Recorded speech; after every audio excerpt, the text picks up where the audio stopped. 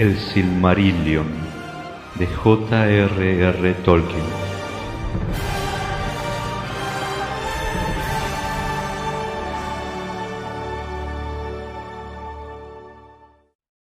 Akallabeth, la caída de Númenor. Dicen los Eldar que los hombres vinieron al mundo en el tiempo de la sombra de Morgoth, y que no tardaron en caer bajo su dominio, porque él les envió emisarios, y ellos escucharon las malvadas y astutas palabras de Morgoth, y veneraron la oscuridad, aunque la temían, y erraron siempre hacia el oeste, porque habían oído el rumor de que en el oeste había una luz que la sombra no podía oscurecer. Los sirvientes de Morgoth los perseguían con odio, y los caminos que recorrían eran penosos y largos. No obstante, llegaron por fin a las tierras que dan al mar, y penetraron en Beleriand en los días de la Guerra de las Joyas. Se los llamó Edain en la lengua Sindarin, y se hicieron amigos y aliados de los Eldar, y cumplieron hazañas de gran valor en la guerra contra Morgoth. De los Edain nació el brillante Earendil por el lado del padre, y en la balada de Earendil se cuenta cómo al fin, cuando la victoria de Morgoth era casi completa, construyó el navío Vingilot, que los hombres llaman Rothinthil, y viajó por mares nunca navegados, siempre en busca de Valinor, porque deseaba hablar ante los poderes en nombre de los dos linajes, para que los Valar los compadecieran y les enviaran ayuda en aquella extrema necesidad. Por tanto, elfos y hombres lo llaman Earendil, el bendito, porque cumplió su misión después de grandes trabajos y muchos peligros, y de Valinor llegó el ejército de los señores del occidente. Pero Earendil no volvió nunca a las tierras que había amado. En la gran batalla, cuando por fin Morgoth fue derrocado y Zangorodrim derribada, solo los Edain de entre las tribus de los hombres lucharon al lado de los Valar, mientras que muchas otras lucharon al lado de Morgoth. Y después de la victoria de los señores del occidente, los hombres malvados que no fueron destruidos escaparon de vuelta al este, donde muchos de esa raza erraban todavía en las tierras baldías, salvajes y proscritos, sin atender a las convocatorias de los Valar, ni tampoco a las de Morgoth. Y los hombres malvados se mezclaron con ellos y les echaron encima una sombra de miedo, y ellos los escogieron como reyes. Entonces los Valar abandonaron por un tiempo a los hombres de la Tierra Media que no habían hecho caso de las convocatorias, y habían elegido a los amigos de Morgoth como amos. Y los hombres habitaron en la oscuridad y fueron perturbados por muchas criaturas malignas que Morgoth había concebido en los tiempos de su dominio, demonios y dragones y bestias deformes, y los orcos impuros, que son una penosa imagen de los hijos de Ilúvatar. Y la suerte de los hombres fue desdichada. Pero Manwë derrocó a Morgoth y lo expulsó del mundo al vacío que hay fuera de él, y no puede volver al mundo como forma visible mientras los señores del occidente ocupen todavía el trono. Pero las semillas que había plantado germinaban y crecían dando malos frutos si alguien cuidaba de ellas, porque la voluntad de Morgoth duraba aún y guiaba a los sirvientes, impulsándolos a estorbar la voluntad de los Valar y a destruir a aquellos que la obedecían. Esto los señores del occidente lo sabían muy bien. Por tanto, cuando Morgoth hubo sido expulsado, se reunieron en consejo acerca de las edades que sucederían luego. A los Eldar les permitieron volver al occidente, y los que habían escuchado las convocatorias vivieron en la isla de Eresia, y hay en esa tierra un puerto que se llama Avalone, porque de todas las ciudades es la que está más próxima a Valinor, y la torre de Avalone es lo primero que divisa el marinero cuando por fin se acerca a las tierras imperecederas por sobre las leguas del mar. A los padres de los hombres de las 3 casas fieles también se les concedieron ricas recompensas. Eonwe fue entre ellos y los instruyó, y se les dio sabiduría y poder y una vida más larga que la de ningún otro mortal. Se hizo una tierra para que los Edain vivieran en ella, y que no era parte de la Tierra Media ni de Valinor, pues estaba separada de ellas por el ancho mar, pero estaba más cerca de Valinor. Fue levantada por Ose de las profundidades del agua inmensa, y fue fortalecida por Aule y enriquecida por Yavanna, y los Eldar llevaron allí flores y fuentes de Toleresia. A esa tierra los Valar llamaron Andor, la tierra del Don, y la estrella de Earendil brilló en el occidente como señal de que todo estaba pronto y como guía en el mar, y los hombres se maravillaron al ver la llama plateada en los caminos del sol. Entonces los Edain se hicieron a la vela sobre las aguas profundas detrás de la estrella, y los Valar pusieron paz en el mar por muchos días, y mandaron que el sol brillara, y enviaron vientos favorables, de modo que las aguas resplandecieron ante los ojos de los Edain como ondas cristalinas, y la espuma volaba como la nieve entre los mástiles de los barcos. Pero tanto brillaba Rothinthil, que aún por la mañana los hombres podían ver cómo resplandecía en el occidente, y brillaba solitario en las noches sin nubes, porque nada podían las estrellas a su lado. Y navegando hacia él, al cabo de múltiples leguas del mar,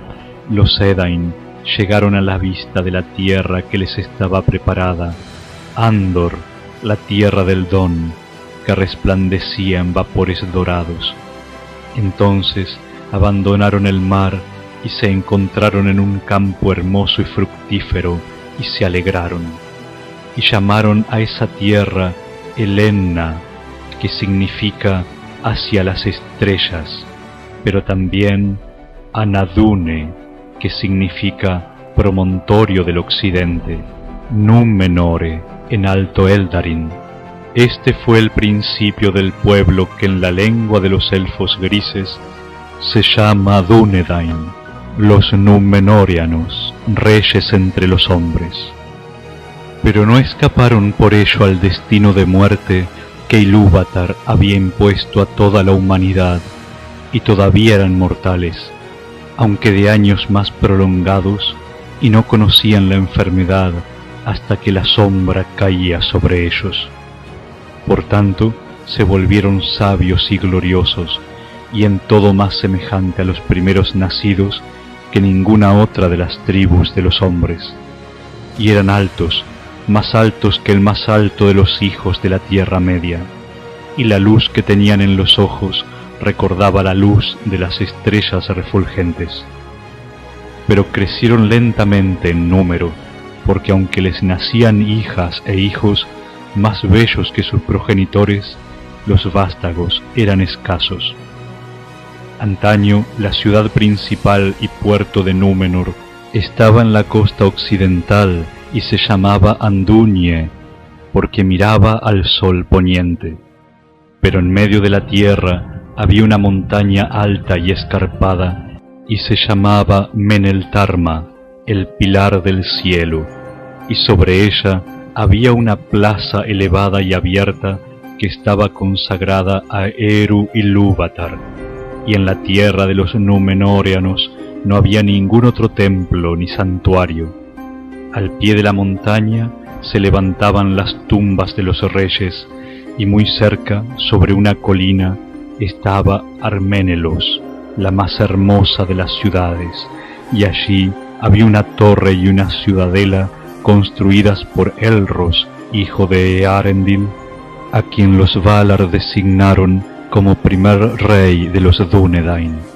Ahora bien, Elros y su hermano Elrond descendían de las 3 casas de los Edain, pero en parte también de los Eldar y los Maiar, porque Idril de Gondolin y Lúthien, hija de Melian, fueron sus antepasadas. Los Valar, por cierto, no podían quitar el don de la muerte que les había sido dado a los hombres por Ilúvatar, pero en la cuestión de los medioelfos, Ilúvatar decidió que los Valar juzgaran, y ellos juzgaron que a los hijos de Eärendil había que darles la libertad de que eligieran su propia suerte, y Elrond eligió permanecer con los primeros nacidos, y a él se le concedió la vida de los primeros nacidos. Pero a Elros, que eligió ser un rey de hombres, se le otorgó una vida muy prolongada, mucho más que la de los hombres de la Tierra Media, y el linaje entero, los reyes y los señores de la casa real, tuvieron una larga vida, aún en relación con lo que era la norma para los Númenóreanos. Pero Elros vivió 500 años y gobernó a los Númenóreanos durante 410 años. Así transcurrieron los años, y mientras la Tierra Media retrocedía y la luz y la sabiduría menguaban, los Dúnedain vivían bajo la protección de los Valar y unidos en amistad con los Eldar, y crecían en altura tanto de mente como de cuerpo, porque aunque este pueblo todavía hablaba su propio idioma, los reyes y señores conocían y hablaban también la lengua élfica que habían aprendido en los días de la Alianza, y por tanto aún conversaban con los Eldar, fuera con los de Eresia o con los del oeste de la Tierra Media. Y los maestros de la ciencia aprendieron también la lengua Alto Eldarin del reino bendecido, en la que muchas historias y cantos se preservaron desde el principio del mundo, e hicieron cartas y pergaminos y libros, y en ellos escribieron muchas cosas de sabiduría y de maravilla durante el apogeo del reino, todo lo cual está ahora olvidado. Así fue que, además de sus propios nombres, todos los señores de los Númenóreanos tenían también nombres Eldarin, y lo mismo sucedía con las ciudades y hermosos sitios que fundaron en Númenor y en las costas de las tierras de Acuende, porque los Dúnedain se convirtieron en maestros artífices, de modo que, si lo hubieran querido, podrían haber sobrepasado con facilidad a los malvados reyes de la Tierra Media en estrategia de guerra y en la forja de armas, pero ahora eran hombres de paz. Por sobre todas las artes prefirieron la fabricación de barcos y la marinería, y se convirtieron en marineros como no volverán a verse desde que el mundo quedó menguado, y viajar por el ancho mar fue la hazaña y la aventura principal de esos hombres atrevidos en los galanos días en que aún eran jóvenes. Pero los señores de Valinor les ordenaron que no perdiesen de vista las costas de Númenor si viajaban hacia el oeste, y durante mucho tiempo los Dúnedain estuvieron contentos, aunque no comprendían del todo la finalidad de esa prohibición. Pero el designio de Manwë era que los Númenóreanos no tuvieran la tentación de buscar el reino bendecido, ni intentaran sobrepasar los límites de su propia beatitud, y se enamoraran de la inmortalidad de los Valar y de los Eldar y las tierras en las que todo perdura. Porque en aquellos días Valinor estaba aún en el mundo visible, e Ilúvatar permitía que los Valar tuvieran en la tierra una residencia segura, un monumento a lo que podría haber sido si Morgoth no hubiera arrojado una sombra sobre el mundo. Esto lo sabían perfectamente los Númenóreanos, y en ocasiones, cuando el aire estaba claro y el sol en el este, miraban y avistaban allá lejos, al oeste, el blanco resplandor de una ciudad en una costa distante, y un gran puerto y una torre, porque en aquellos días los Númenóreanos tenían la vista aguda.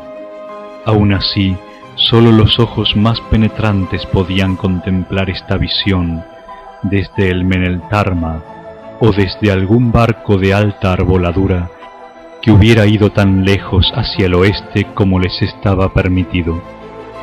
porque no se atrevían a desobedecer la prohibición de los señores del occidente. Pero los más sabios de ellos sabían que esa tierra distante no era en verdad el reino bendecido de Valinor, sino Avalone, el puerto de los Eldar en Eresia, el extremo oriental de las tierras imperecederas. Y desde allí venían a veces los primeros nacidos a Númenor en barcas sin remos, tan blancas como aves que volaran desde el sol poniente, y llevaban a Númenor muchos regalos, aves canoras y flores fragantes, y hierbas de gran virtud, y transportaron un vástago de Celeborn, el árbol blanco que crecía en medio de Eresia, y era a su vez vástago de Galacilion, el árbol de Tuna, la imagen de Telperion, que Yavanna dio a los Eldar en el reino bendecido. Y el árbol creció y floreció en los patios del rey en Arménelos. Nimloth se llamó, y las flores se abrían al atardecer, y una fragancia llenaba las sombras de la noche. Fue así que a causa de la prohibición de los Valar, los Dúnedain de aquellos días navegaban siempre hacia el este y no hacia el oeste, desde la oscuridad del norte hacia los calores del sur, y más allá del sur hasta las oscuridades bajas, y se internaban aún en el mar interior y viajaban alrededor de la Tierra Media, y atisbaban desde las elevadas proas las puertas de la mañana en el este.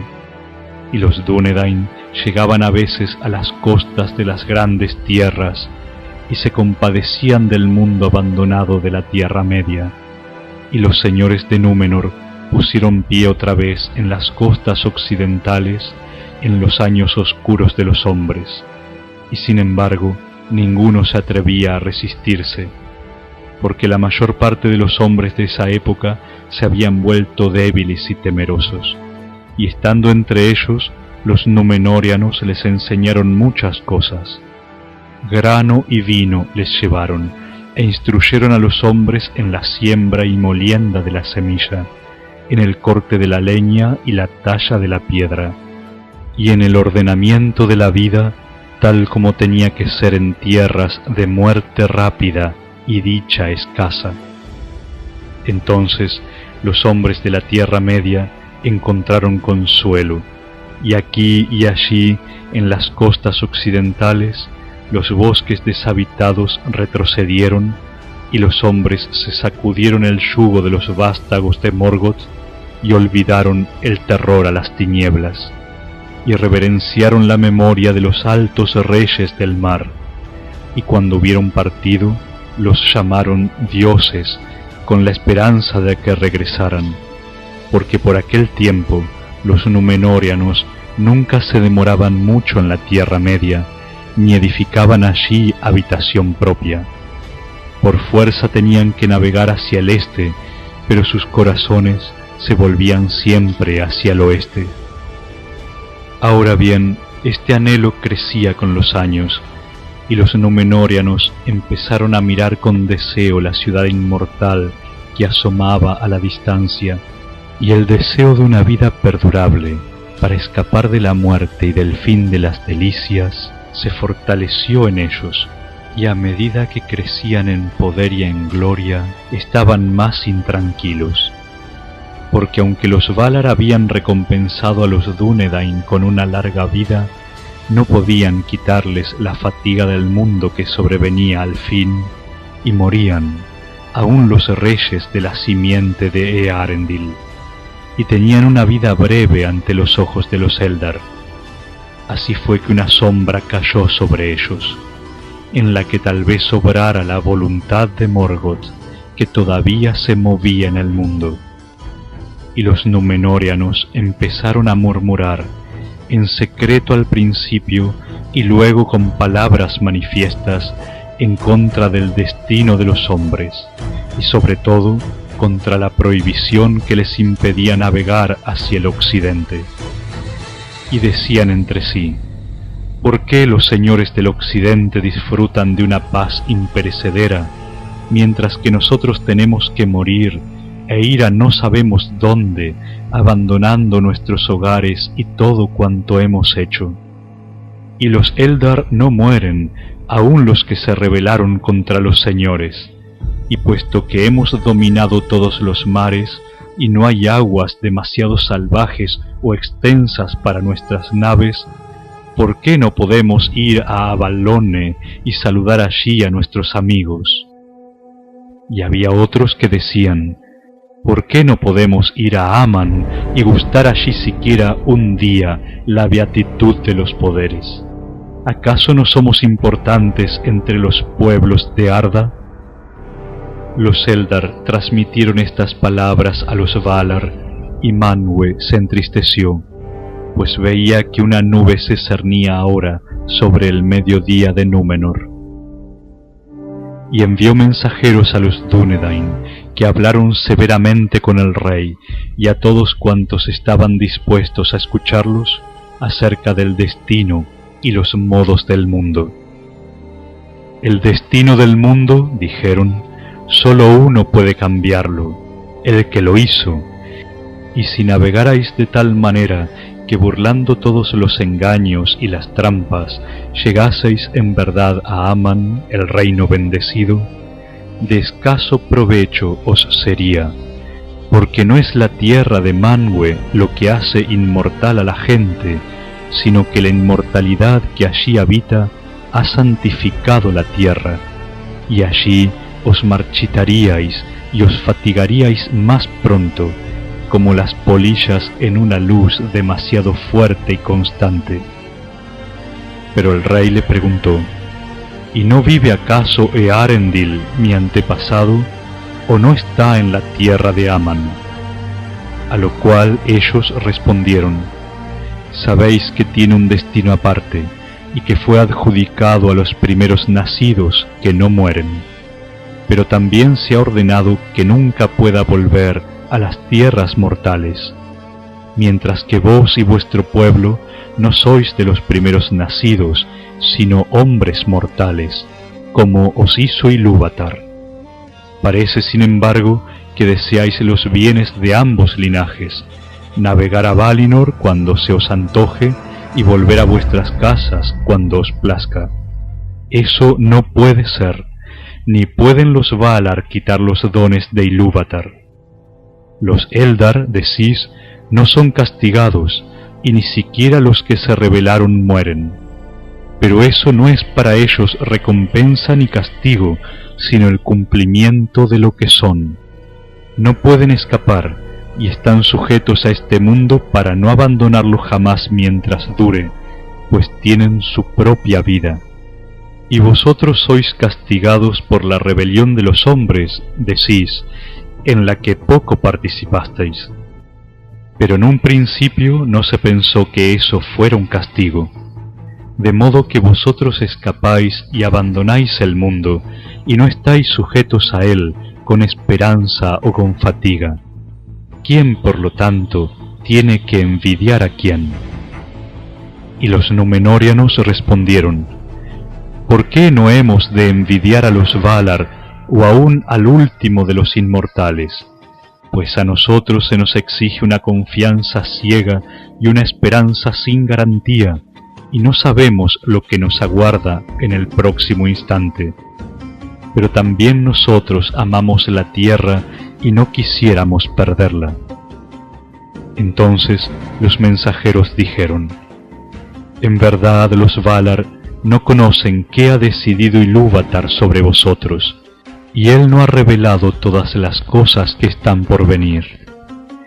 Pero esto sabemos de cierto, que vuestro hogar no está aquí,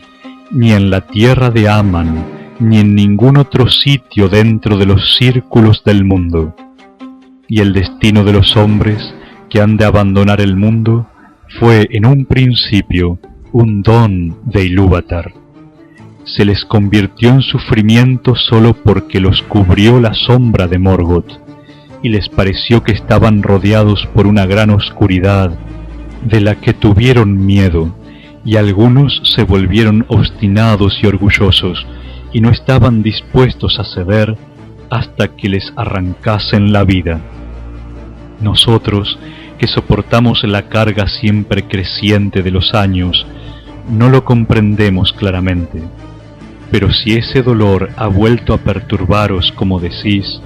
tememos que la sombra se levante una vez más y crezca de nuevo en vuestros corazones. Por tanto, aunque seáis los Dúnedain, los más hermosos de los hombres, que escapasteis de la sombra de antaño y luchasteis valientemente contra ella, os decimos: cuidado, no es posible oponerse a la voluntad de Eru, y los Valar os ordenan severamente mantener la confianza en aquello a que estáis llamados, no sea que pronto se convierta otra vez en una atadura y os sintáis constreñidos. Tened más bien esperanzas de que el menor de vuestros deseos dará su fruto. Ilúvatar puso en vuestros corazones el amor de Arda, y él no siembra sin propósito. No obstante, muchas edades de los hombres no nacidos pueden transcurrir antes de que ese propósito sea dado a conocer, y a vosotros os será revelado, y no a los Valar. Estas cosas sucedieron en los días de Tar-Kiriatan, el constructor de barcos,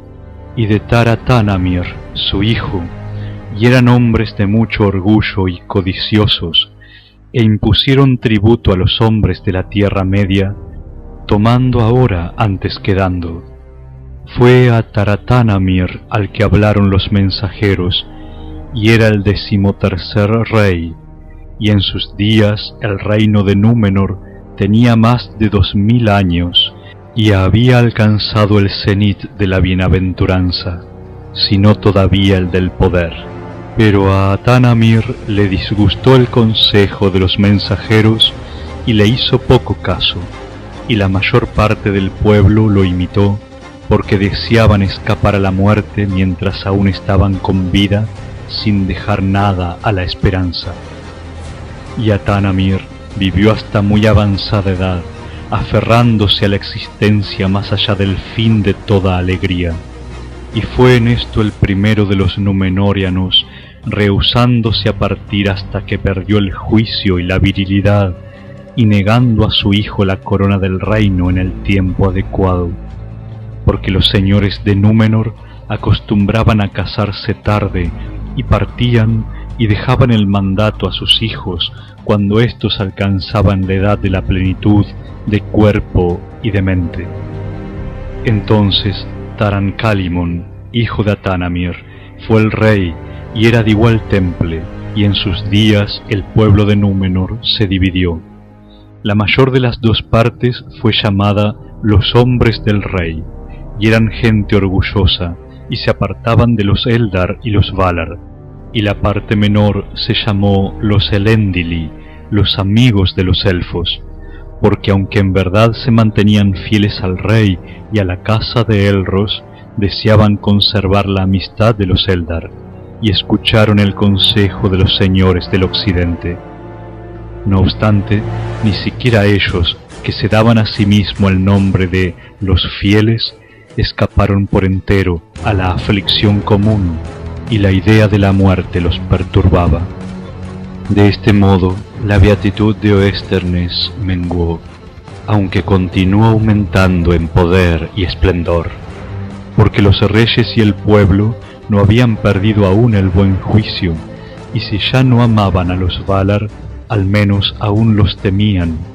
y no se atrevían a quebrantar abiertamente la prohibición ni a navegar más allá de los límites que habían sido designados. Los altos navíos iban todavía hacia el este, pero el miedo que tenían a la muerte era cada vez mayor y la retrasaban por cualquier medio que estuviera a su alcance, y empezaron a construir grandes casas para los muertos, mientras que los hombres sabios trabajaban incesantemente tratando de descubrir el secreto de la recuperación de la vida, o al menos la prolongación de los días de los hombres. No obstante, solo alcanzaron el arte de preservar incorrupta la carne muerta de los hombres, y llenaron toda la tierra de tumbas silenciosas en las que la idea de la muerte se confundía con la oscuridad.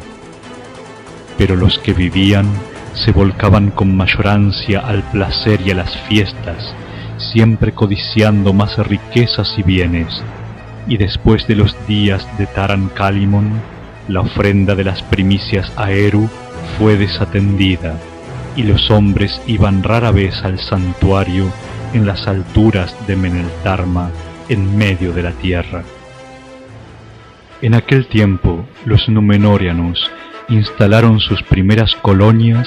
en las costas occidentales de las tierras antiguas,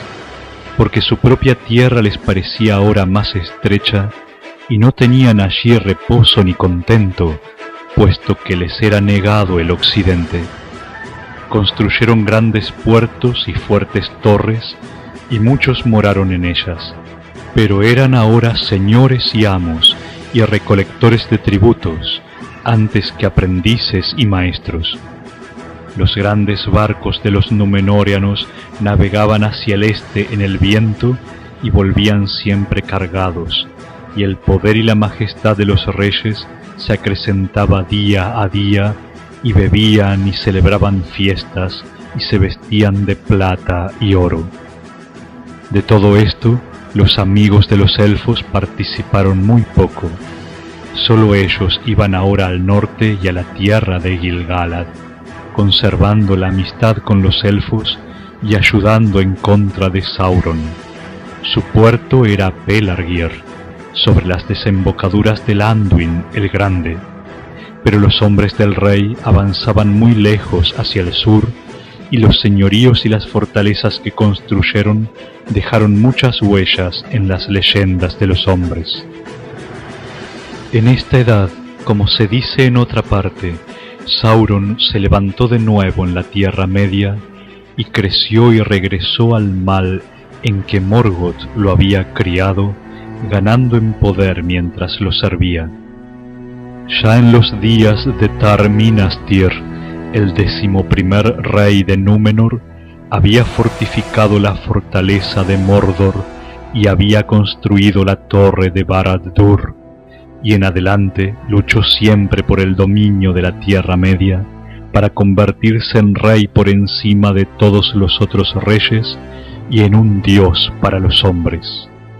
Y Sauron odiaba a los Númenóreanos a causa de los hechos de sus padres y de su antigua alianza con los elfos y su fidelidad a los Valar.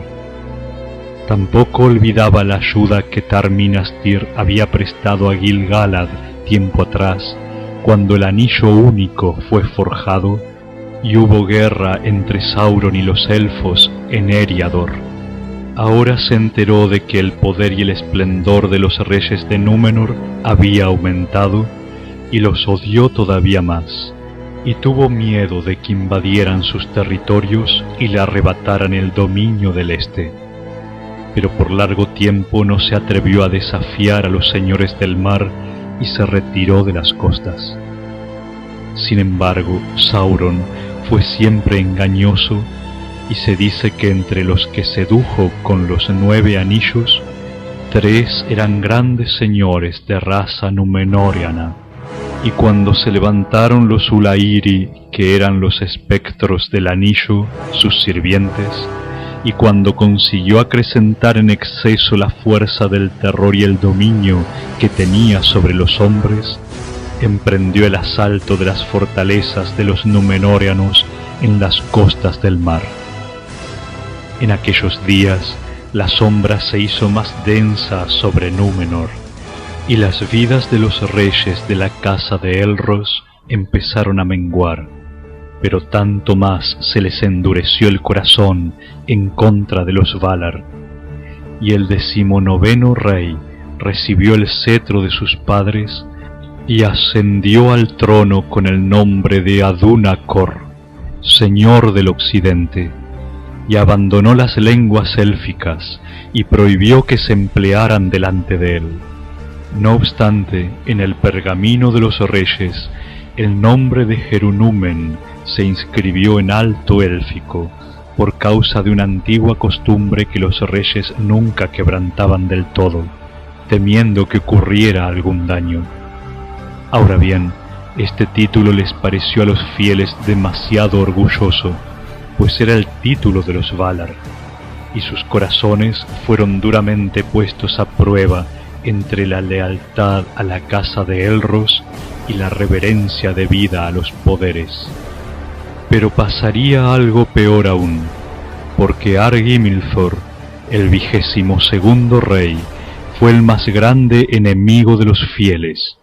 En sus días el árbol blanco fue desatendido y empezó a declinar, y Argimilthor prohibió por completo el empleo de las lenguas élficas y castigaba a quienes daban la bienvenida a los barcos de Eresia, que aún llegaban en secreto a las costas occidentales. Ahora bien, los Elendili vivían principalmente en las regiones occidentales de Númenor, pero Argimilthor ordenó a todos los que pudo descubrir de esa partida que abandonaran el oeste y fueran al este de la tierra, y allí eran vigilados. Y de este modo la principal morada de los fieles en días posteriores estaba cerca de Rommenna. Desde allí muchos navegaron a la Tierra Media en busca de las costas septentrionales, donde aún podían hablar con los Eldar en el reino de Gil-galad. Esto fue sabido por los reyes, pero no lo estorbaron, en tanto los Elendili partieran de aquellas tierras y no regresaran, porque no deseaban tener amistad con los Eldar de Eresia, a quienes llamaban los espías de los Valar, esperando así poder ocultar a los señores del occidente todas sus empresas y designios. Pero Manwë se enteraba siempre de lo que hacían, y los Valar estaban enojados con los reyes de Númenor, y ya no les dieron consejo ni protección, y los barcos de Eresia no volvieron nunca del poniente, y los puertos de Andúnie quedaron abandonados. Los de más alto honor después de la casa de los reyes eran los señores de Andúnie, porque pertenecían a la estirpe de Elros, y descendían de Silmarien, hija de Tar-Elendil, el 4º rey de Númenor. Y estos señores eran leales a los reyes y los reverenciaban, y los señores de Andúnie se contaban siempre entre los principales consejeros del cetro. No obstante, también desde un principio tuvieron un amor especial por los Eldar y reverencia por los Valar, y cuando la sombra creció, ayudaron a los fieles como les fue posible. Pero por mucho tiempo no se manifestaron abiertamente, sino que antes intentaron rectificar el corazón de los señores del cetro con más atinados consejos. Había una señora, Ínthilbeth, de renombrada belleza, hija de Lindorie, hermana de Earendur, el señor de Andúnie en los días de Ar-Sakalthor, padre de Al-Gimilthor. Gimilthor la tomó por esposa, aunque esto fue poco del agrado de ella, porque en verdad era uno de los fieles, como su madre le había enseñado. Pero los reyes y sus hijos se habían vuelto orgullosos, y nadie podía oponerse a lo que ellos deseaban. No había amor entre Argimilthor y su reina, o entre sus hijos. Inciladun, el mayor, era como su madre en mente y cuerpo, pero Gimilcad, el menor, imitó a su padre, aunque era aún más obstinado y orgulloso. A él Argimilthor le hubiera cedido el cetro y no al hijo mayor, si las leyes se lo hubieran permitido. Pero cuando Inciladun accedió al cetro, se dio un título en lengua élfica como antaño, y se llamó Tar-Palantir, pues veía lejos, tanto con los ojos como con la mente, y aun aquellos que lo odiaban temían sus palabras como las de quien conoce la verdad. Dio paz por un tiempo a los fieles, y ascendió una vez más en días señalados al santuario de Eru en el Meneltarma, que Argimilthor había abandonado. Al árbol blanco cuidó otra vez con reverencia, y profetizó, diciendo que cuando el árbol pereciese, también concluiría la estirpe de los reyes. Pero este arrepentimiento llegó demasiado tarde para que los Valar perdonaran la insolencia de los padres de Inciladun, de la que no se arrepentía la mayor parte del pueblo, y Gimilcad era fuerte y malévolo, y tomó el liderazgo de los que habían sido llamados los hombres del rey, y a veces se atrevió a oponerse a la voluntad de su hermano abiertamente, y aún más todavía en secreto. La pena oscureció pues los días de Tar-Palantir, y solía pasar gran parte del tiempo en el oeste, y allí a menudo subía a la antigua torre del rey, Minas Tir, sobre las colinas de Oromet, cerca de Landunie, desde donde miraba hacia el oeste con nostalgia, quizá esperando ver alguna vela sobre el mar. Pero ningún barco vino ya nunca desde el occidente a Númenor, y las nubes velaban a Ballone. Ahora bien, Gimilcad murió 2 años antes de cumplir los 200, muerte temprana para alguien del linaje de Elros, aún en su decadencia. Pero esto no trajo paz al rey, porque Pharazôn, hijo de Gimilcad, era ahora un hombre aún más inquieto y más codicioso de riquezas y poder que su propio padre. Había estado fuera a menudo como jefe de las guerras que los Númenóreanos libraban en las costas de la Tierra Media con la intención de extender su dominio sobre los hombres, y de ese modo había ganado gran renombre como capitán tanto en el mar como en la tierra. Fue así que cuando regresó a Númenor y la gente se enteró de la muerte de su padre, los corazones de todos se volcaron a Tar-Palantir, porque traía consigo grandes riquezas, y era por ese entonces pródigo en dádivas. Y sucedió que los pesares fatigaron a Tar-Palantir, que al fin murió. No tenía hijos, sino sólo una hija, a la que había llamado Miriel en lengua élfica, y por derecho propio y por las leyes de los Númenóreanos, a ella le correspondió el cetro. Pero Pharazôn la tomó por esposa contra la voluntad de ella, e hizo mal en esto, e hizo mal también porque las leyes de Númenor no permitían el matrimonio, ni siquiera en la casa real, entre parientes más cercanos que primos en segundo grado. Y cuando se celebró la boda, él puso la mano en el cetro y adoptó el título de Ar-Pharazôn, Tar-Calion en lengua élfica, y el nombre de la reina lo cambió por el de Ar-Thimrafel. De todos cuantos tuvieron el cetro de los reyes del mar desde la fundación de Númenor, el más poderoso y el más orgulloso fue Ar-Pharazôn, el dorado, y 23 reyes y reinas habían regido a los Númenóreanos en tiempos anteriores, y dormían ahora en tumbas profundas bajo el monte de Meneltarma, tendidos en lechos de oro. Y sentado en el trono tallado de la ciudad de Arménelos, en el apogeo de su poder, Ar-Pharazôn se hacía sombrías reflexiones pensando en la guerra, porque se había enterado en la Tierra Media de la fuerza del reino de Sauron y de cómo odiaba a Oesternes. Y acudieron a él capitanes del mar y de la tierra que regresaban del este, y le informaron que Sauron había puesto en marcha un ejército y que ya acosaba las ciudades de las costas, y que había adoptado ahora el título de Rey de los Hombres, y se disponía a arrojar a los Númenóreanos al mar y aún destruir Númenor si le era posible. Grande fue la ira de Ar-Pharazôn al oír estas nuevas, y mientras meditaba largamente en secreto, se le encendió en el corazón un deseo ilimitado de poder, y de que no hubiera otra voluntad que la suya, y decidió sin pedir consejo a los Valar, ni recurrir a la ayuda de otra sabiduría que la propia, que él mismo reclamaría el título de Rey del Mundo,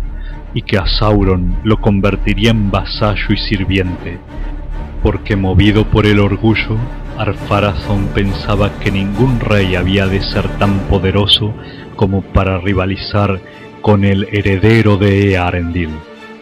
Por tanto, empezó en ese tiempo a forjar una gran cantidad de armas, y construyó muchos barcos de guerra y los guardó junto con las armas, y cuando todo estuvo dispuesto, él mismo se hizo a la mar hacia el este. Y los hombres vieron las velas que asomaban en el poniente, teñidas de escarlata, resplandecientes de rojo y de oro, y los habitantes de las costas se amedrentaron y huyeron lejos. Pero la flota llegó por último a ese sitio llamado Umbar, donde los Númenóreanos tenían un puerto poderoso que no era obra de ninguna mano. Desiertas y en silencio estaban todas las tierras en derredor, cuando el Rey del Mar avanzó sobre la Tierra Media. Durante 7 días marchó con trompetas y estandartes, y llegó a una colina y subió a ella, y levantó allí su pabellón y su trono, y se sentó en medio, y las tiendas de las huestes se ordenaron alrededor, doradas y blancas y azules, como un prado de flores altas. Entonces envió heraldos y ordenó a Sauron que se presentara ante él y le jurara fidelidad. Y Sauron acudió. Desde su poderosa torre de Barad-dûr acudió, pero no a combatir, porque advirtió que el poder y la majestad de los reyes del mar sobrepasaba todos los rumores, y que ni siquiera los más grandes de los vasallos de Angband podrían hacerles frente, y entendió que no había llegado el momento de que se impusiese a los Dúnedain, y era taimado, hábil para salirse sutilmente con la suya, cuando la fuerza no le valía. Por tanto, se humilló ante Ar-Pharazôn y pronunció dulces palabras, y los hombres se asombraron, pues todo cuanto decía parecía justo y sabio. Pero Ar-Pharazôn no se dejó engañar, y se le ocurrió que para asegurarse mejor la fidelidad de Sauron, tenía que llevarlo a Númenor, y que allí viviera como rehén de sí mismo y de todos sus sirvientes en la Tierra Media. A esto consintió Sauron, como quien está obligado, pero en secreto, sintiéndose complacido, pues era en verdad lo que deseaba. Y Sauron cruzó el mar y contempló la tierra de Númenor y la ciudad de Arménelos en los días de gloria, y quedó perplejo, pero en lo íntimo del corazón la envidia y el odio le crecieron todavía más. Sin embargo, tan astuto era de mente y de palabra, tan firmes sus propósitos ocultos, que antes de que hubieran pasado 3 días ya compartía con el rey designios secretos, pues tenía siempre en la lengua palabras dulces como la miel, y conocía muchas cosas que aún no habían sido reveladas a los hombres. Y al advertir el trato que el rey le dispensaba, todos los consejeros empezaron a lisonjearlo, excepto uno, Amandil, señor de Andúnie. Entonces, lentamente, un cambio sobrevino en la tierra, y en el corazón de los amigos de los elfos hubo una gran perturbación, y muchos huyeron de miedo. y aunque quienes se quedaron se daban todavía el nombre de fieles, sus enemigos los llamaron rebeldes, porque ahora que Sauron tenía cerca los oídos de los hombres, contradecía con muchos argumentos todo lo que habían enseñado los Valar, e hizo que los hombres pensaran que en el mundo, en el este y aún también en el oeste, había muchos mares y muchas tierras no conquistadas aún, en las que abundaban las riquezas. Y si llegaban por fin al extremo de esas tierras, encontrarían más allá la antigua oscuridad. Y de ella se hizo el mundo, porque sólo la oscuridad es digna de veneración, y el Señor Oscuro puede hacer otros mundos todavía, como dones para aquellos que lo sirven, de modo que el acrecentamiento de su poder no tendrá fin. Ar-Pharazôn preguntó: ¿quién es el Señor Oscuro? Entonces, tras las puertas cerradas, Sauron le habló al rey y mintió, diciendo: es aquel cuyo nombre no se pronuncia, porque los Valar os han engañado, proponiendo el nombre de Eru, un fantasma concebido en la locura de sus corazones, con el fin de encadenar a los hombres y obligarlos a que los sirvan. Porque ellos mismos son el oráculo de Eru, que sólo habla cuando ellos quieren. Pero el verdadero Señor prevalecerá y os liberará de este fantasma, y su nombre es Melkor, Señor de todos, dador de la libertad, y él os hará más fuertes todavía que ellos. Entonces Ar-Pharazôn se volcó a la veneración de la oscuridad y de Melkor, el Señor Oscuro, en secreto al principio, pero abiertamente y delante de todos poco después, y la mayoría del pueblo lo siguió. No obstante, quedaba aún un resto de fieles, como se dijo, en Rómena y en el país cercano, y otros había aquí y allá en la tierra.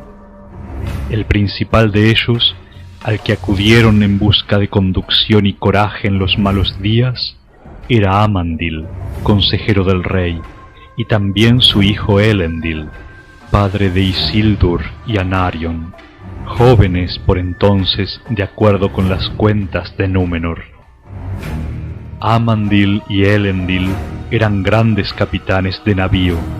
y pertenecían al linaje de Elros Tar-Minyator, pero no a la casa regente que heredaba la corona y el trono en la ciudad de Arménelos. En los días en que ambos eran jóvenes, Amandil le había sido caro a Pharazôn, y aunque se contaba entre los amigos de los elfos, permaneció en el consejo del rey hasta la llegada de Sauron. Entonces fue destituido, pues Sauron lo odiaba más que a ningún otro en Númenor. Pero era tan noble y había sido un capitán de mar tan poderoso que todavía lo honraban muchos del pueblo, y ni el rey ni Sauron se atrevían a ponerle las manos encima. Por tanto, Amandil se retiró a Rómena, y a todos aquellos que parecían mantenerse fieles los convocó junto a él en secreto, porque temía que el mal creciera ahora deprisa y que los amigos de los elfos estuviesen en peligro. Y así sucedió muy pronto, porque el Meneltarma estaba totalmente desierto en aquellos días, y aunque ni siquiera Sauron se atrevía a mancillar el elevado sitio, el rey no permitía que hombre alguno, bajo pena de muerte, ascendiera a él, ni siquiera aquellos de entre los fieles que aún veneraban a Ilúvatar. Y Sauron instó al rey a que cortara el árbol blanco, Nimloth, el bello, que crecía en el patio de la corte, porque estaba allí en recuerdo de los Eldar y de la luz de Valinor. En un principio el rey no consintió, pues creía que la fortuna de la casa estaba ligada al árbol, como lo había dicho Tar-Palantir. Así se daba la locura de que quien odiaba a los Eldar y a los Valar se apegara en vano a la vieja lealtad de Númenor. Pero cuando Amandil se enteró de los malos propósitos de Sauron, el corazón se le apenó, pues sabía que al final Sauron se saldría con la suya. Entonces habló con Elendil y con los hijos de Elendil, recordándoles la historia de los árboles de Valinor. E Isildur no dijo palabra, pero salió por la noche y llevó a cabo la hazaña por la que más tarde tuvo renombre, porque fue disfrazado a Arménelos y a los patios del rey, que estaban ahora prohibidos a los fieles, y se acercó al sitio del árbol que estaba prohibido a todos por orden de Sauron, y unos guardias vigilaban el árbol de noche y de día. En ese tiempo Nimloth se había oscurecido y no lucía flores, pues el invierno se acercaba, e Isildur pasó entre los guardianes y tomó un fruto del árbol, y se volvió para marcharse, pero los guardianes despertaron y se le echaron encima. E Isildur se abrió camino luchando y fue herido muchas veces, y escapó, y como estaba disfrazado, no llegó a saberse quién había puesto las manos en el árbol. Pero Isildur llegó por fin a duras penas a Rómena y dejó el fruto en manos de Amandil antes de que las fuerzas le faltaran. Luego el fruto se plantó en secreto y fue bendecido por Amandil, y un vástago salió de él y brotó en la primavera. Pero cuando se abrió la primera hoja, Isildur, que había yacido mucho tiempo próximo a la muerte, se incorporó y las heridas no lo atormentaron más. No se hizo esto demasiado pronto, porque después del ataque el rey cedió ante Sauron y derribó el árbol blanco, y se apartó entonces por entero de la fidelidad de sus padres. Pero Sauron logró que se levantara un poderoso templo en la colina, en medio de la ciudad de los Númenóreanos, Arménelos, la Dorada,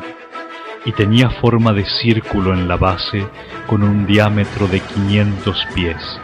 y allí las paredes eran de 50 pies de espesor, y se alzaban del suelo 500 pies, y estaban coronadas por una gran cúpula, y esa cúpula estaba techada de plata y resplandecía al sol,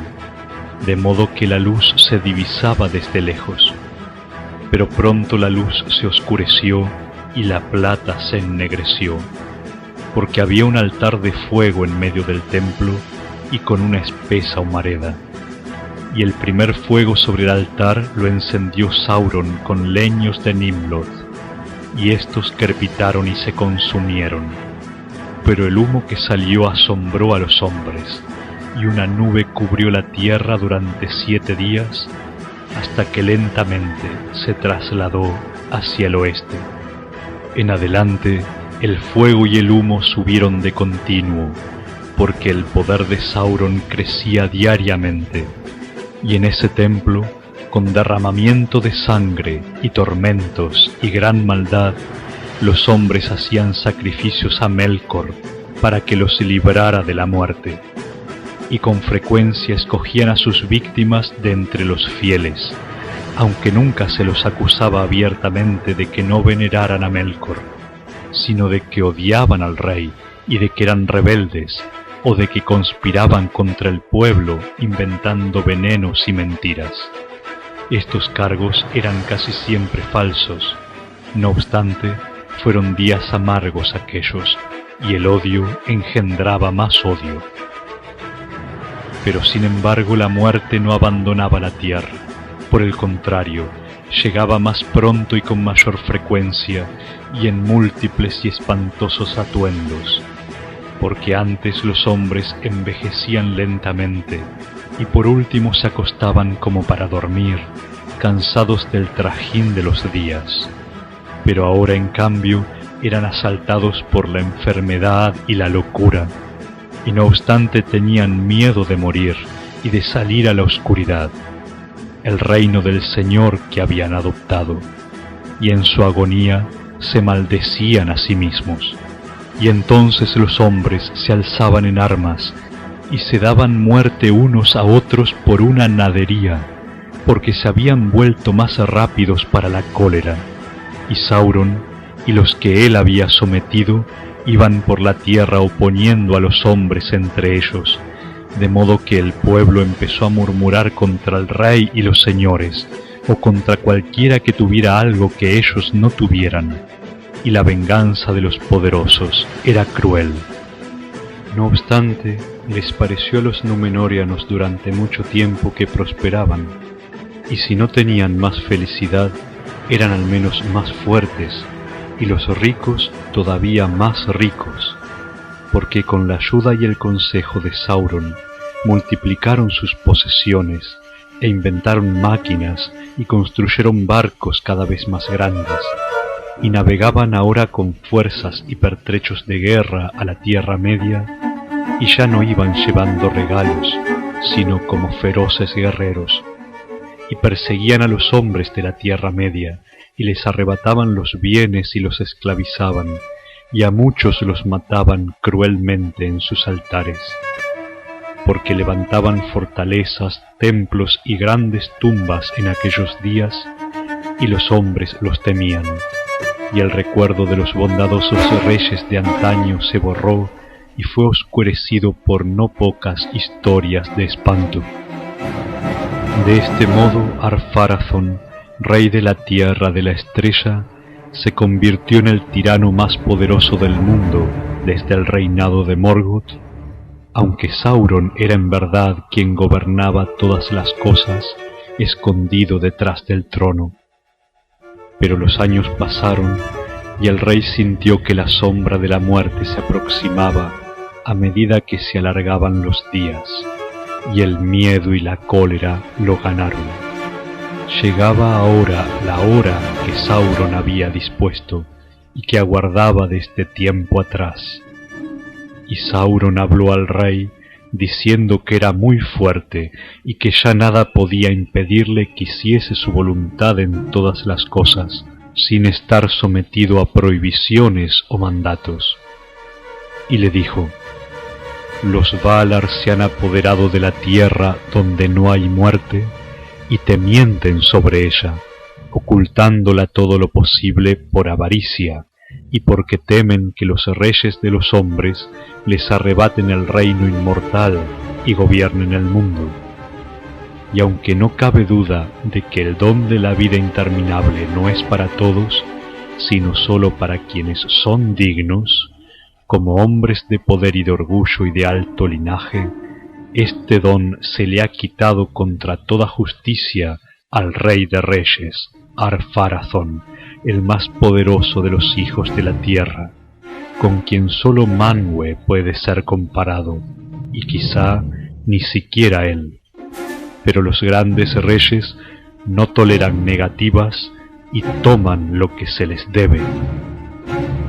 Entonces Ar-Pharazôn, infatuado y ya a la sombra de la muerte, pues el curso de sus días estaba acercándose al fin, escuchó a Sauron y se puso a pensar en cómo hacer la guerra a los Valar. Pasó mucho tiempo en la preparación de este designio y aún no habló de él abiertamente. No obstante, no podía ocultárselo a todos, y Amandil, al advertir las intenciones del rey, sintió tristeza y miedo,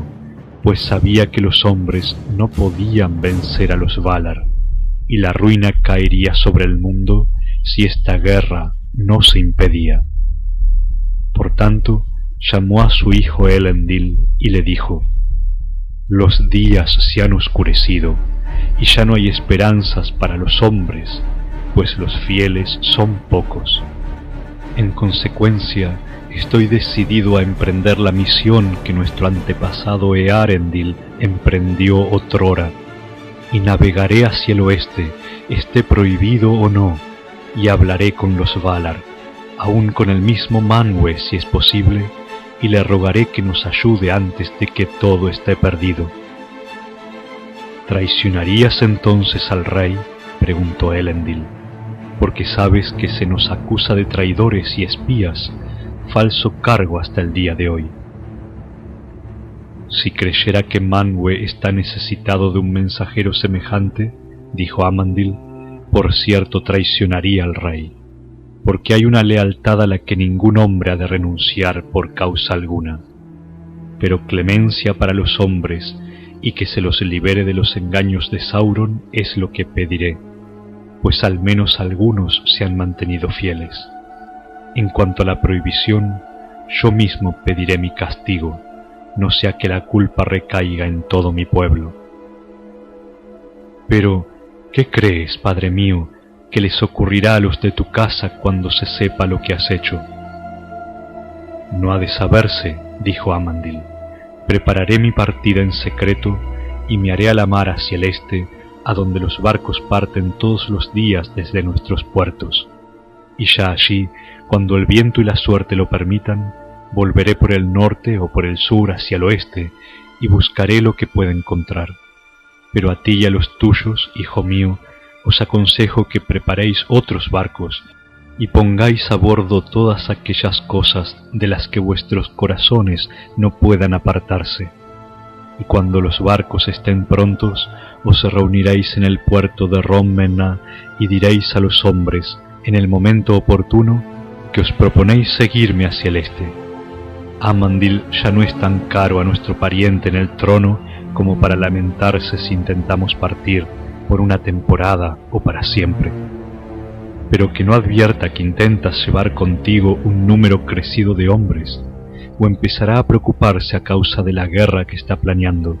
para la que necesitará todas las fuerzas de que pueda disponer.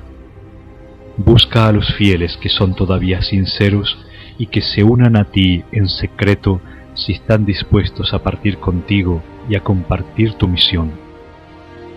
¿Y cuál será esa misión?, preguntó Elendil. No os mezcléis en la guerra y vigilad, respondió Amandil. No diré más hasta que regrese, pero es muy probable que huyáis de la tierra de la estrella sin estrella que os guíe, porque esa tierra está mancillada.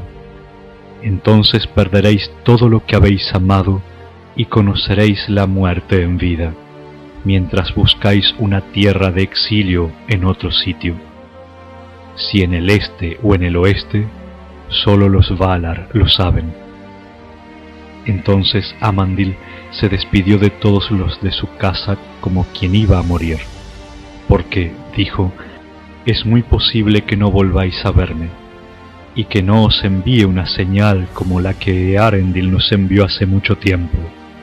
Pero manteneos alertas, pues el fin del mundo conocido se aproxima.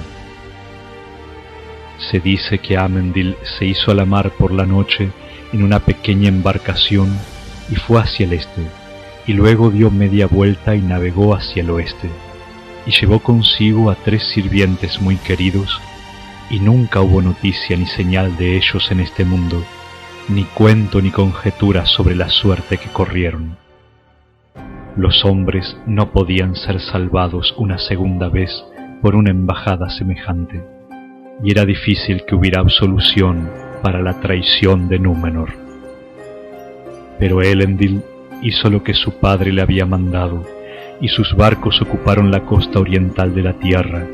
y los fieles embarcaron a las esposas y a los hijos y una gran cantidad de bienes,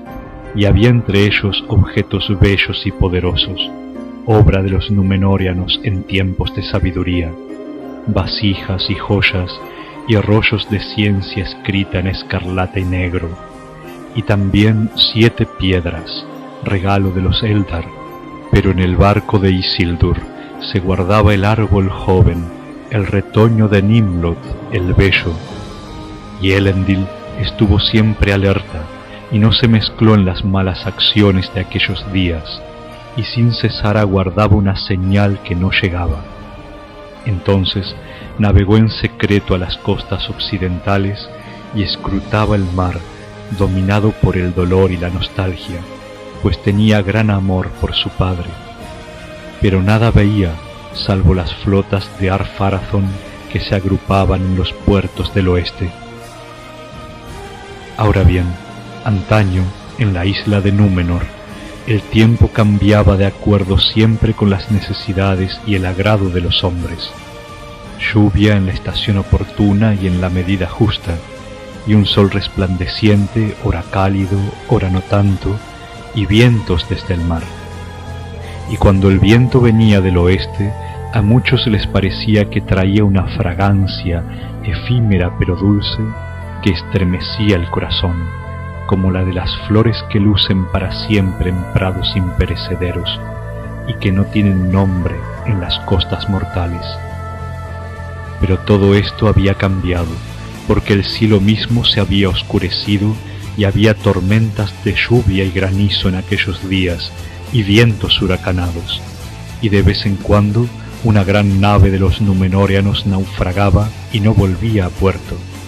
aunque semejante desgracia no les había ocurrido hasta entonces desde el levantamiento de la estrella. Y al atardecer venía a veces del oeste una gran nube que parecía un águila, con los extremos de las alas extendidas hacia el norte y el sur, y asomaba lentamente ocultando la puesta del sol, y entonces Númenor se sumergía en la más negra de las noches. Algunas de las águilas llevaban relámpagos bajo las alas, y el trueno resonaba entre el mar y las nubes. Entonces los hombres sentían miedo. «Mirad las águilas de los señores del occidente», exclamaban. «Las águilas de Manwë vuelan sobre Númenor», y caían de bruces. Entonces algunos se arrepentían por una temporada, pero a otros se les endurecía el corazón y alzaban los puños al cielo diciendo: «Los señores del occidente nos desafían, son ellos los que dan el primer golpe, el próximo lo daremos nosotros». Estas palabras las pronunciaba el rey, pero habían sido concebidas por Sauron. Pues bien, los relámpagos se hicieron cada vez más frecuentes y mataban a los hombres en las colinas y en los campos y en las calles de la ciudad. Y un rayo ardiente cayó sobre la cúpula del templo y la partió y la coronó de llamas. Pero el templo mismo quedó intacto, y erguido sobre la cúpula, Sauron desafió al rayo y el rayo no lo hirió. Y entonces los hombres lo llamaron Dios e hicieron todo lo que él quería. Fue así que apenas prestaron atención al último portento, porque la tierra se estremeció y un rugido como de trueno subterráneo se mezcló con los bramidos del mar, y salió humo de la cima del Meneltarma, y Ar-Pharazôn se apresuró a preparar sus armamentos. En ese tiempo, las flotas de los Númenóreanos oscurecieron el mar hacia el occidente de la tierra y parecían un archipiélago de 1000 islas, y los mástiles eran como un bosque sobre las montañas, y las velas como una nube amenazadora, y los estandartes eran negros y dorados, y todas las cosas aguardaban en el mundo de Ar-Pharazôn.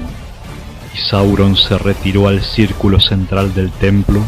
y los hombres le llevaban víctimas para ser quemadas. Entonces las águilas de los señores del occidente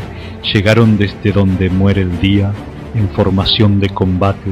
avanzando en una línea cuyo extremo disminuía hasta borrarse a lo lejos, y al acercarse dominaban el cielo extendiendo las alas cada vez más amplias. Pero el occidente ardía rojo detrás, y ellas resplandecían por debajo como si estuvieran inflamadas por una llama de ira que iluminaba toda Númenor como si fuera un incendio, y los hombres miraban las caras de alrededor y les parecían que estaban rojas de cólera. Entonces Ar-Pharazôn se hizo a la mar con su poderosa barca, Alcarondas, castillo del mar. Tenía muchos remos y muchos mástiles dorados y amarillos, y sobre ella estaba montado el trono. Y Ar-Pharazôn se puso el traje de ceremonia y la corona, y mandó que izaran el estandarte, y dio la señal de levar anclas, y en ese momento las trompetas de Númenor cubrieron el sonido del trueno. Las flotas de los Númenóreanos avanzaron entonces contra la amenaza del occidente, y había escaso viento, pero tenían muchos remos y muchos esclavos que remaban bajo el látigo. El sol se puso,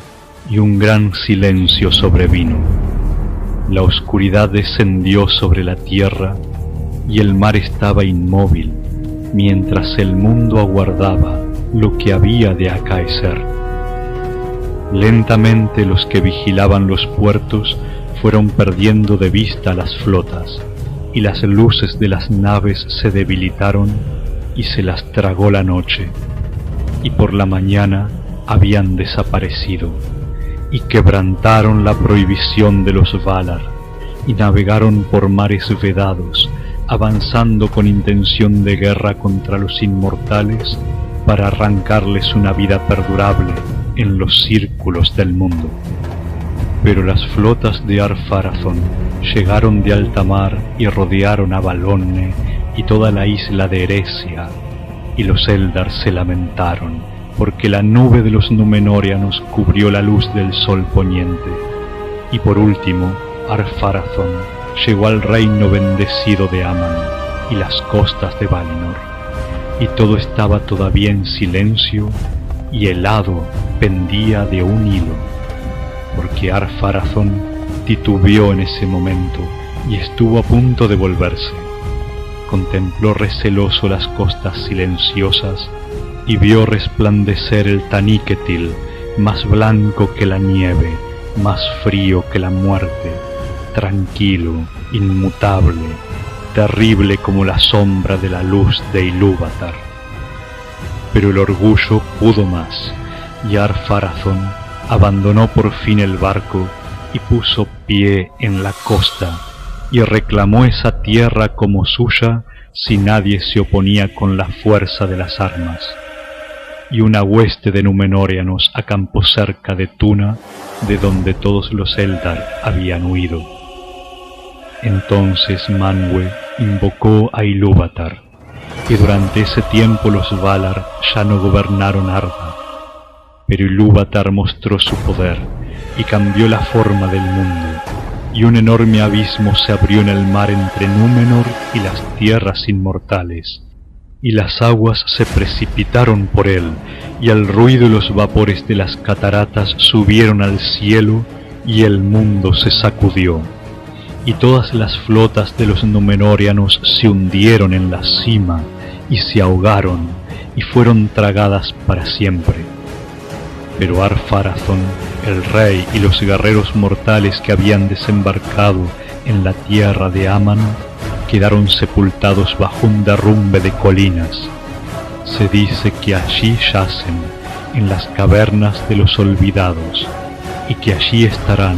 hasta la última batalla del día del juicio. Pero las tierras de Aman y Eresia de los Eldar fueron retiradas y llevadas para siempre más allá del alcance de los hombres. Y Andor, la tierra del Don, Númenor de los reyes, Elenna de la estrella de Eärendil, fue destruida por completo, porque estaba al este, junto a la enorme grieta, y los cimientos se derrumbaron, y cayó, y se hundió en las sombras, y ya no existe. Y no hay ahora sobre la tierra lugar alguno donde se preserve la memoria de un tiempo en el que no había mal, porque Ilúvatar hizo retroceder a los grandes mares al oeste de la Tierra Media y las tierras vacías al este, y se hicieron nuevas tierras y nuevos mares, y el mundo quedó disminuido, pues Valinor y Eresia fueron transportadas al reino de las cosas escondidas. En una hora que los hombres no previeron, se consumó este destino, el 39º día después de la desaparición de las flotas. Entonces un fuego súbito irrumpió desde el Meneltarma y sopló un viento poderoso, y hubo un tumulto en la tierra, y el cielo giró, y las colinas se deslizaron, y Númenor se hundió en el mar, junto con niños y mujeres y orgullosas señoras, y los jardines y recintos y torres, y las tumbas y los tesoros, y las joyas y telas y cosas pintadas y talladas, y la risa y la alegría, y la música y la sabiduría, y la ciencia de Númenor se desvanecieron para siempre. Y por último, la ola creciente, verde y fría y coronada de espuma, arrastrándose por la tierra, arrebató a la reina Tarmiriel, más hermosa que las perlas, la plata o el marfil. Demasiado tarde trató de subir por los senderos empinados del Meneltarma hasta el sitio sagrado, pues las aguas la alcanzaron y el grito de ella se perdió en los bramidos del viento. Pero sea o no verdad que Amandil llegara a Valinor y que Manwë escuchara su ruego, la ruina de aquel día no alcanzó, por gracia de los Valar, a Elendil y a sus hijos,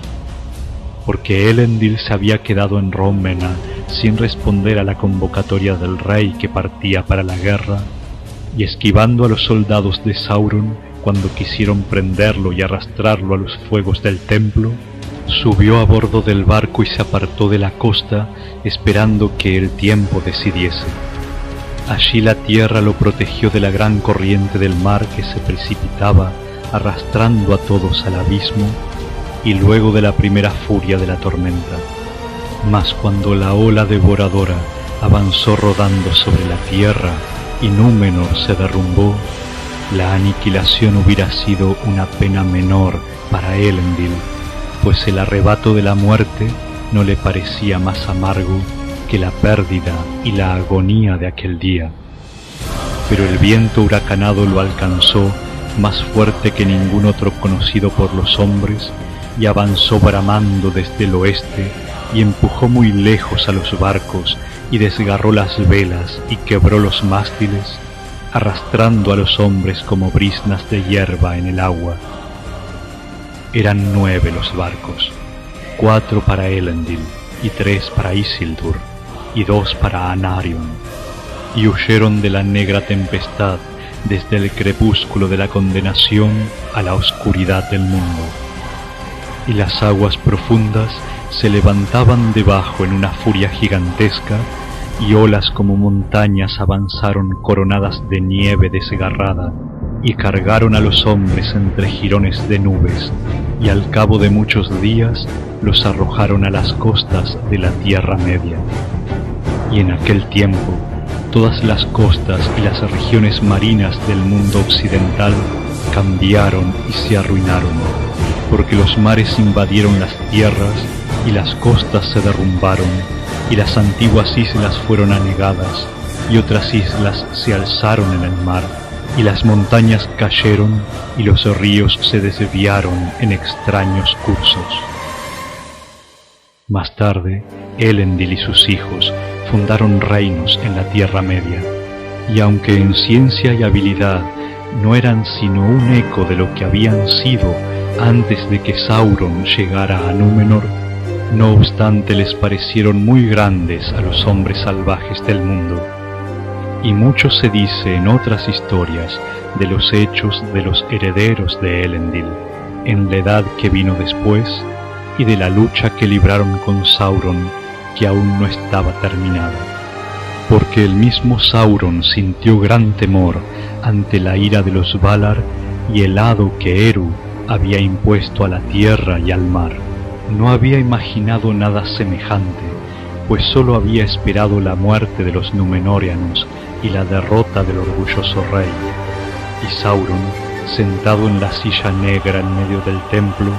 había reído cuando oyó las trompetas de Ar-Pharazôn que llamaba al combate, y otra vez había reído cuando oyó el trueno de la tormenta, y una tercera vez, mientras se reía pensando en lo que haría en el mundo, ahora que se había desembarazado de los Edain para siempre, fue sorprendido bruscamente, y el asiento y el templo cayeron al abismo. Pero Sauron no era de carne mortal, y aunque había sido despojado de la forma en que hiciera tanto daño, de modo que ya nunca podría lucir una hermosa figura ante los ojos de los hombres, su espíritu se alzó desde las profundidades y pasó como una sombra y un viento negro sobre el mar, y llegó de nuevo a la Tierra Media y a Mordor, que era su morada. Se instaló de nuevo en Barad-dûr, se puso el gran anillo y vivió allí, oscuro y silencioso, hasta que se dio a sí mismo una nueva forma, una imagen visible de malicia y odio, y el ojo de Sauron el terrible, pocos podían soportarlo. Pero estas cosas no pertenecen a la historia de la anegación de Númenor, de la cual todo se ha dicho ahora. Y aún el nombre de esa tierra pereció, y desde entonces los hombres ya no hablaron de Helena, ni de Andor, el don que había sido arrebatado, ni de Númenore, en los confines del mundo. Pero los exiliados en las costas del mar, si miraban hacia el anhelado occidente, hablaban de Mar-Nufalmar, que se hundió bajo las olas, a Call-labeth, la sepultada, a Talante, en lengua Eldarin. Entre los exiliados, muchos creían que la cima del Meneltarma, el pilar del cielo, no fue anegada para siempre, sino que se levantó otra vez por encima de las olas, una isla perdida en las grandes aguas, porque había sido un sitio consagrado y nadie lo había mancillado nunca, aun en días de Sauron. Y algunos hubo de la simiente de Eärendil que después lo buscaron, porque se decía entre los sabios que en otro tiempo los hombres de vista penetrante alcanzaban a atisbar desde el Meneltarma las tierras inmortales, porque aún después de la ruina el corazón de los Dúnedain se volcaba hacia el oeste, y aunque en verdad sabían que el mundo había cambiado, decían: Avalone ha desaparecido de la faz de la tierra, y la tierra de Aman ha sido arrebatada, y nadie puede encontrarlas en este mundo de oscuridad. No obstante, una vez fueron, y por tanto todavía son plenamente y en la forma cabal del mundo, tal como fue concebido por vez primera. Porque los Dúnedain sostenían que aún los hombres mortales, si se los bendecía, podrían ver otros tiempos que el de la vida de los cuerpos, y anhelaban siempre escapar de las sombras del exilio y contemplar de algún modo la luz que no muere, porque el dolor del pensamiento de la muerte los había perseguido por sobre los abismos del mar. Por ese motivo, los grandes marineros que había entre ellos exploraban todavía los mares vacíos con la esperanza de llegar a la isla del Meneltarma y tener allí una visión de las cosas que fueron, pero no la encontraban, y los que viajaban hasta muy lejos solo llegaban a tierras nuevas y las encontraban semejantes a las tierras viejas y también sometidas a la muerte. Y los que viajaban más lejos todavía solo encontraban un círculo alrededor de la tierra para volver fatigados por fin al lugar de partida, y decían: todos los caminos son curvos ahora. De este modo, en parte por los viajes de los barcos, en parte por la ciencia y la lectura de las estrellas, los reyes de los hombres supieron que el mundo era en verdad redondo, y sin embargo aún se permitía que los Eldar partieran y navegaran hacia el antiguo occidente y a Avalone si así lo querían. Por tanto, los sabios de entre los hombres decían que tenía que haber un camino recto para aquellos a quienes se les permitiese descubrirlo, y enseñaban que aunque el nuevo mundo estuviese torcido, el viejo camino y el sendero del recuerdo del occidente todavía estaban allí, como si fueran un poderoso puente invisible que atravesara el aire del aliento y del vuelo, que eran curvos ahora como el mundo, y cruzaran el Ilmen, que ninguna carne puede soportar sin asistencia, hasta llegar a Tol Eressëa, la isla solitaria, y quizá aún más allá, hasta Valinor, donde habitan todavía los Valar y observan el desarrollo de la historia del mundo. Y cuentos y rumores nacieron a lo largo de las costas del mar acerca de marineros y hombres abandonados en las aguas que por algún destino o gracia o favor de los Valar habían encontrado el camino recto y habían visto cómo se hundía por debajo de ellos la faz del mundo, y de ese modo habían llegado al puerto de Avalone con lámparas que iluminaban los muelles, o en verdad a las últimas playas de Aman, y allí habían contemplado la montaña blanca, terrible y hermosa, antes de morir.